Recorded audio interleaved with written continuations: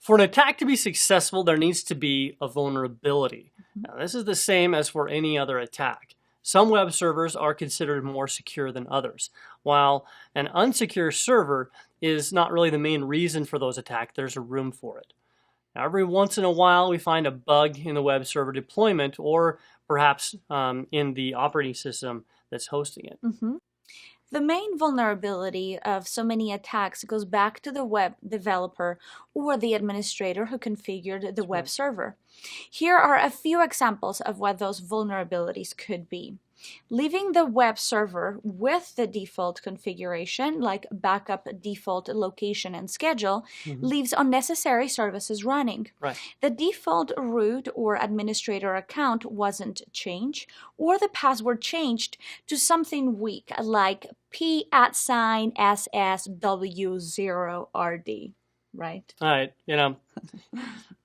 For some reason, I always use that password, but you gotta, how many other people out there use that password, right? You got to think about these things. The usage of a self-signed or self-signed certificate will result in a security warning for external users. If someone were poisoning their network and redirected them to a malicious site, these users wouldn't notice the attack because they're used to ignoring the certificate warning, right?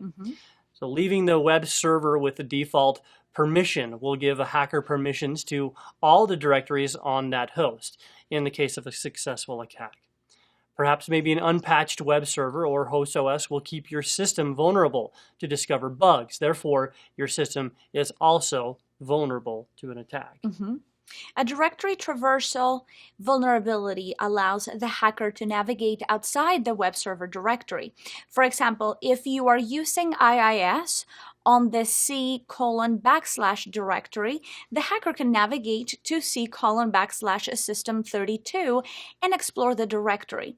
It doesn't stop here. If the hacker has successfully navigated outside the web server directory, he or she can try to execute applications found on other directories like cmd.exe. A proper access control list is used to defend against this attack. Web server configuration lockdown like httpd.conf or apache2.conf, etc. Sometimes it's a bug from the vendor and, well, requires a patch. That's right. Every web directory contains files that should not be served to the public. These are mostly backup files because the web server does its backup in the same directory by default. If the web server is not locked down, it will be easy to guess where these files are located. Now, the best countermeasure is to store sensitive files on a different directory of the web server.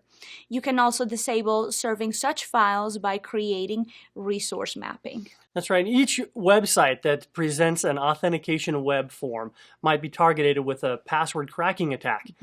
User lockdown mechanism really should be placed to fight back against this. Web pages aren't the only things targeted. Any service facing the internet could be a perfect target, like FTP, SSH, and SMTP are all vulnerable to password cracking techniques. So we've got to protect against those as well.